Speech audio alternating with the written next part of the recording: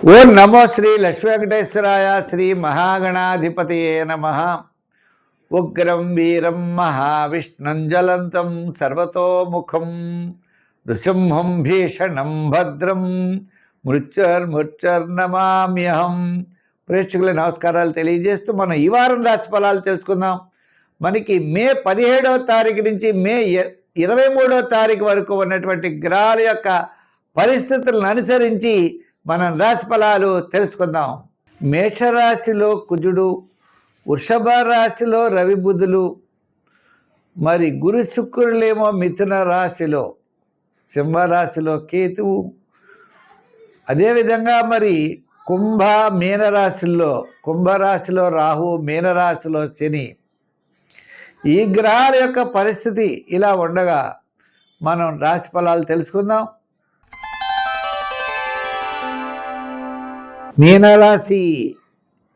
ఈ మీనరాశి వారికి మనం చూసినట్లయితే ఆత్మస్థైర్యం ఎక్కువగా ఉంటుంది. తృతీయ స్థానంలో రవి, వార ప్రారంభంలో చంద్రుడు, తృతీయ చతుర్థ పంచమ స్థానాల్లో చంద్ర సంచారం.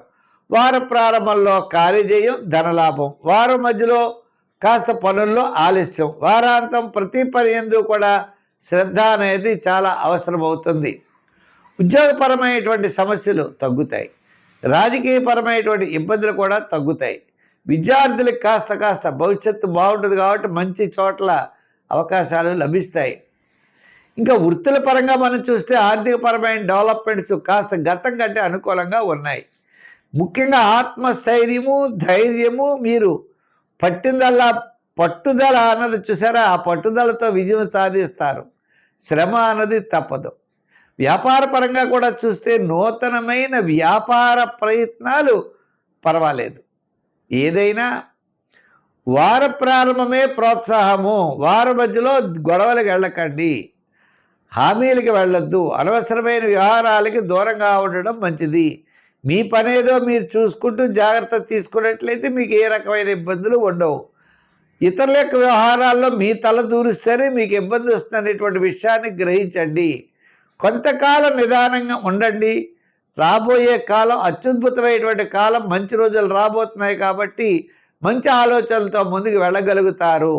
సంఖ్యల్లో 3, రంగుల్లో ఎరుపు. ఆరాధనలో శని భగవాన్ని ఆరాధించడం మంచిది. ప్రతి పని కూడా చాలా శ్రద్ధగా చేయండి. మంచి భవిష్యత్తు, మంచి ప్రోత్సాహం మీకు రాబోతూ ఉన్నది. స్వస్తి.